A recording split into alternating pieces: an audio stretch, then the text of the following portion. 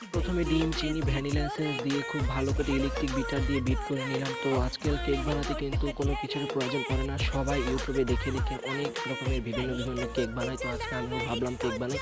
তো তারপরে আমি শুকনো উপকরণ দিয়ে দিলাম এখানে ময়দা আর হচ্ছে বেকিং পাউডার চেলে রেখেছিলাম সেটা।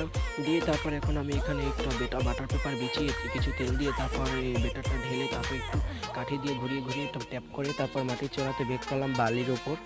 তারপর ঢেকে দিয়ে যে দেখুন আমি টপিক্যাল ব্র্যান্ডের একটা হুইপ ক্রিম নিয়ে খুব ভালো করে যে এখন আমি বিট করলাম। বিট করে কিছুক্ষণের মধ্যে দেখতে পারবেন এই যে দেখুন হালকা ক্রিমি একটা ভাব চলে আসছে। তো এই যে দেখুন আমার ক্রিমটা কিন্তু পড়ে যায়নি, খুব সুন্দর হয়েছে ক্রিমটা। তো হাতের কাছে যা পেলাম তা দিয়ে আজকে ডেকোরেশন করতে বসে গেলাম। তো এই যে আমার প্লেট নাইফ, তারপর আরও অনেক কিছু আমি পাচ্ছি না, নজেল, এগুলো কোথায় রাখছি। তো মাসের শেষ তাই।